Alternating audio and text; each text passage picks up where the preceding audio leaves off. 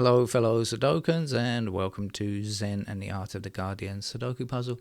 It's Saturday the 23rd of November 2024. I hope you are keeping well, enjoying yourself and in perfect health. I'm not quite in perfect health at the moment, but that's okay. I'll explain in a moment. And my Homer Simpson moment, I'll explain all in just a sec. This is going to be the Guardian's expert level Sudoku puzzle once a week. They give us an expert level to have a bash at, and sometimes it's tricky, sometimes not very tricky at all. We'll find out which of those, or somewhere in between, it is in a moment. For regulars to this channel, you will know that I live in Thailand, and newcomers to the channel, welcome. Thailand is very proud that it doesn't have a colonial past. It was never colonized by the British or the French. We won't speak about what happened in World War II, but it certainly as the country of what Westerners often refer to as Siam, but is really pronounced as Siam. They managed to avoid the British and the French, which means that they don't have a legacy of an inherited foreign language imposed upon them, and that has an effect on modern life. So, for example, if you go to India or Singapore or Malaysia or somewhere, they actually have very good English for the most part, and but in Thailand, our standards of English are not necessarily that great, and this can affect communication occasionally. Not much in my case. Most of the time I speak Thai, but sometimes I speak English just out of respect and due deference. And when is that? Well, that's nearly always when I'm speaking to specialists, medical specialists and people like that, or people that I think I ought to be speaking English to. And so yesterday, I've had an earache for a couple of days, and yesterday I went to the hospital and they sent me off to the ear, nose and throat department, and I met the specialist there, and she stuck the thing in my ear that they always stick in the torch probe thingamabob in my ear to have a look. And she was very good. Although I speak Thai to the nurses and the reception staff, I always speak Thai to English with the specialist. But you know, because I've been in Thailand for such a long time, I pick up on the way that Thais speak English quite often. So just to give you an example, when native speakers ask a question, they'll often say something like, do you have a credit card? Or do you swim often? Or do you do exercise or something? And so the first part of that sentence is actually do you, but the auxiliary verb or helping verb do becomes a contracted form, and it joins with the word you to become do. Or so, do you do this? Do you do that? And that's a normal way of speaking. Now, Thai listening skills are often imperfect, and their grammar is very different, and so they often have trouble passing the grammar in the right way. And so quite often you'll hear people saying you instead of do you as a question. So like, you have a credit card could turn out to be a question. Now, of course, native speakers sometimes modulate the end of their voice in a kind of rising tone to ask questions or express surprise, like, you have a credit card? You know, or something like that. So there's that. But, you know, Thai people often do this. So anyway, so she was very good, this specialist. She explained, I've got inflammation and an infection on the eardrum, like this. And she, you know, so she's very good. And she said, do you have any questions? And I said, no, I think it's okay. You explained it very well. And then she said, you have otitis media. And I thought it was a question, because I thought she was asking me something, and I had a Homer Simpson moment. If you remember, I'm sure I don't know if it's happened once or more than once in The Simpsons, but the Simpsons cartoon with Homer Simpson, you know, he's very dumb, isn't he? You know, like, somebody's speaking to him and they're saying something, and in his brain he's thinking of something entirely different. You know, like, his brain goes off at a tangent in a very stupid way. Well, I had a great Homer Simpson moment yesterday. I thought, she's asking me a question. My brain is thinking, she's asking me a question. I know Otis Redding, right? He's a singer sitting on the dock of a bay. And I know multimedia. I know, multimedia is the thing they used to have CDs and DVDs, right? And presentations, multimedia presentations or something. And I thought, what did she just? And I said, sorry. And she said, you have otitis media. And I thought, what? And I said, what's that? And she said, it's what you have. I'm telling you, you have. I said, oh, okay. So she explained that's the technical term for it. I said, oh, thank you, because I'd never heard of it before. And this is a thing that doctors in Thailand, I've noticed, as I just said to you, when I speak to specialists, they often use technical terms, not knowing that, people who are not people who are not medical often don't know the medical terms for them. I mean, in the general populace, I'm going to suggest that that's normal. For example, about a year ago, I went to see the specialist, and he told me I have a cardiologist, and he told me I have PVC, and he looked at me as though I was supposed to know it. And I thought, PVC is polyvinyl chloride. What on earth is that?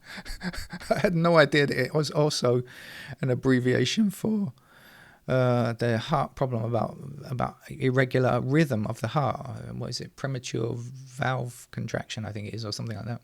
And that kind of thing. And then more than 10 years ago, I don't even know how many years ago it was now. It could even be like 15 years ago. I completely lost count of when I first was diagnosed with anosmia.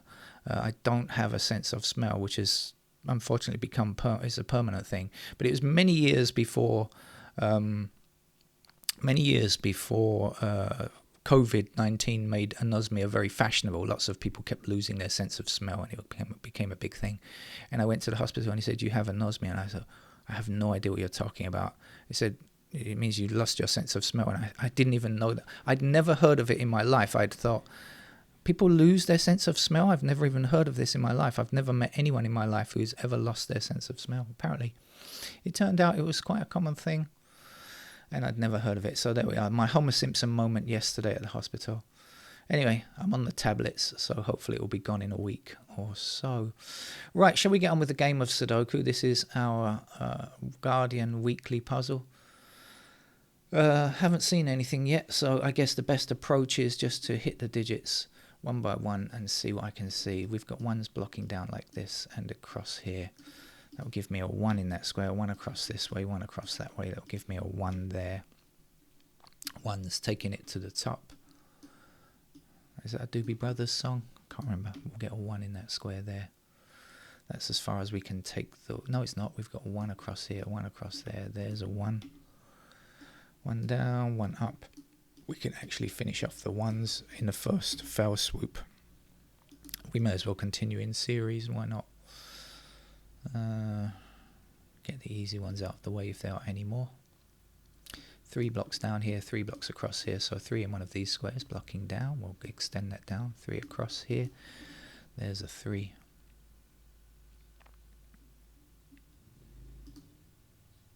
4 blocking across here. 4 has to appear in one of these 3 squares, right? So that will block across eventually and give us a 4 there.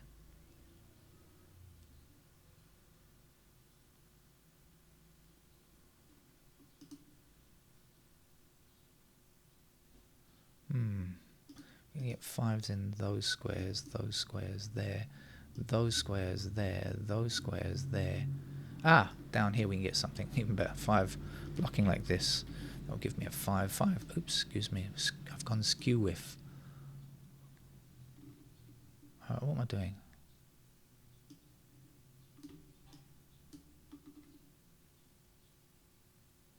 Okay, that's it. Sorry. I was going to try for an extra 1 up here.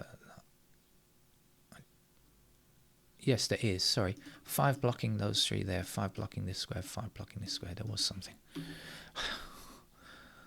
I'm having another Homer Simpson moment, maybe.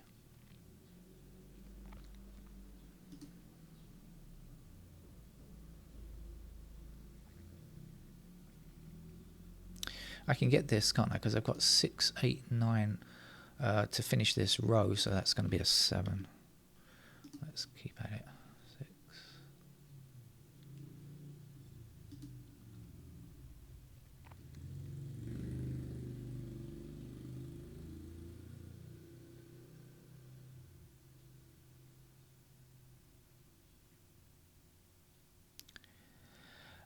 So we've got 7 and 3 blocking up here and 7 and 3 blocking across here. So we have found ourselves a pair of 7 and 3.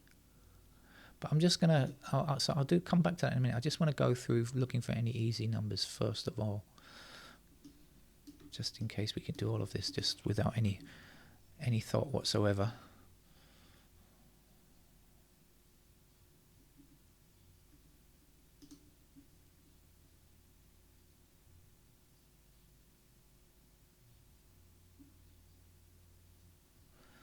Nine blocking up here, 9 across here, so 9 in one of these two squares. Let's go down here, down there. Give ourselves a 9 here.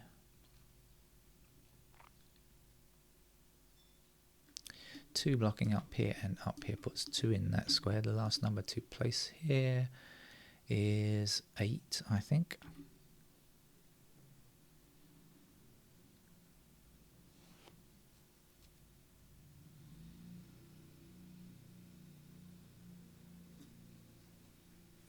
All right. 1 is done, 2.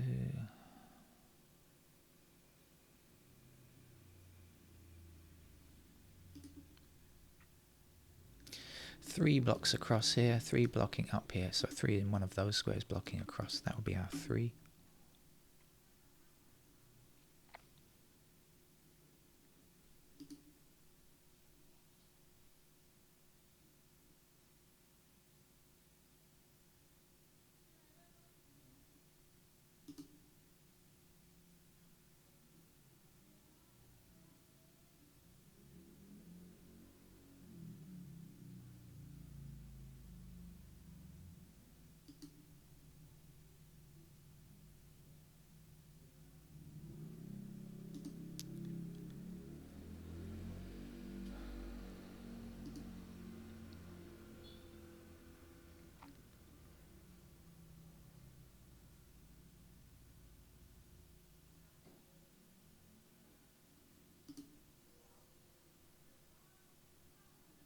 All right, now back to what I was saying over here. 7 and 3 block up here, 7 and 3 block across here.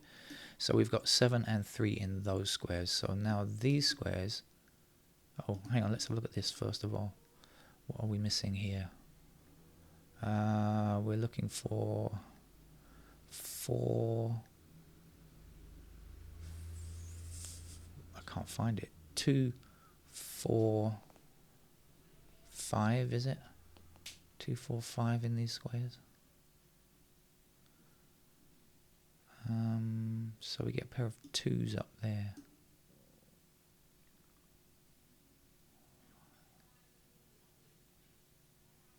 4, 5, 7. Okay, right, so 7 and 3 here. 2s are in these squares. 4, 5 going across there. There we go. All right, this is 7 and 3. So when 5 goes across here, 5 has to be in this square. Now we've got, what are we going to be left with here? 2 and 4, I guess. Got the 2 blocking here. There's the 2. There's the 4. 4 blocks up here. We know this is 7 and 3 already, so there's our 4. We know this is 7 and 3. This has to be 6. Last number to place over here looks to be a 9 to me.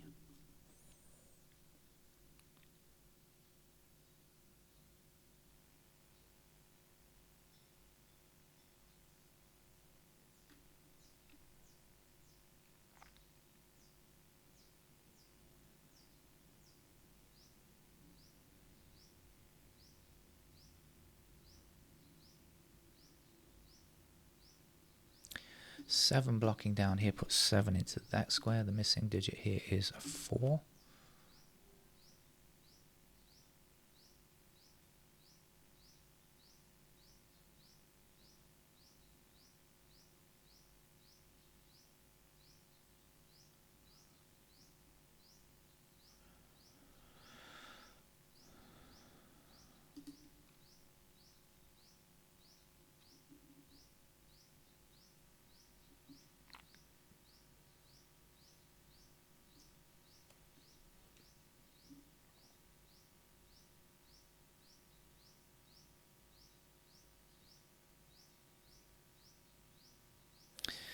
Okay, just looking at this block here, we've got 2s there, we've got 3s there, we've got 9s there, we've got 6s there. So as soon as I get one, if I get one of those, I get the whole block. But at the moment, I can't really get any of them.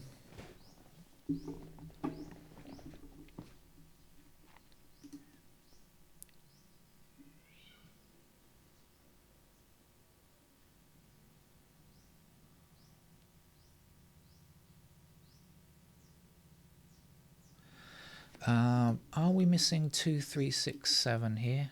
2, 3, 2, 3, 6, 7. I think we are. And 3, 6, 7 all attack this square here, so that's got to be a 2.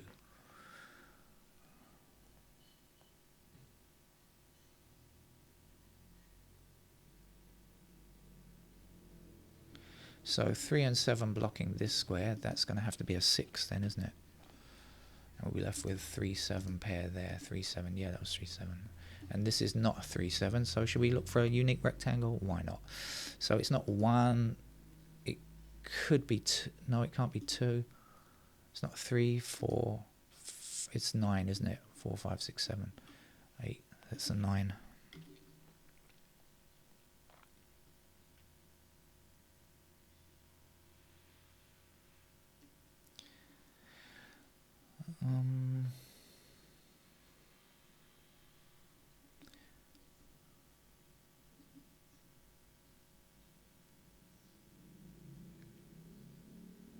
So 2 blocking down here, there's our 2.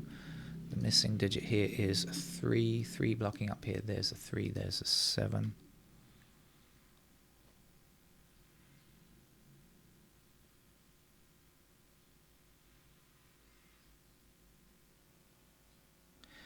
Five blocks down here and across here, so 5 is in one of these 2 squares, meaning this can't be 5, so that's got to be a 5. That's got to be a 7. 7 across here, 7 across there gives us 7 there, or just look for the missing number in the middle row if you prefer. You want to take life the easy way.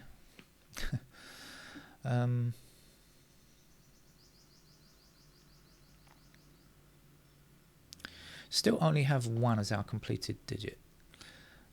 Let's see, what are we looking for in this row? We're looking for 3 and 4. No help on those. Down here we're looking for 5, 8 and 2. 2, 5, 8. Oh, 2, 5, 8, 1 in each column. That's no good, is it? So how about down here? We're looking for 5, 6, 7. And we've got 5 and 7 together, so we'll get ourselves a 6 in that square. Down here, what are we looking for? 4, 8, 9. We've got 8, 9 together. That's going to be our 4 then. 4 blocking up here, 4 across here.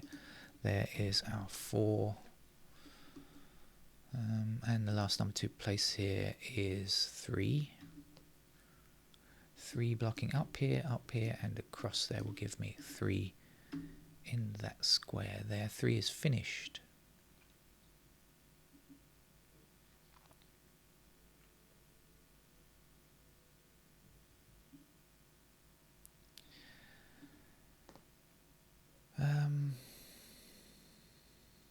I wonder if we should just click on the digits now and see if anything reveals itself very quickly. It might. Sometimes it does.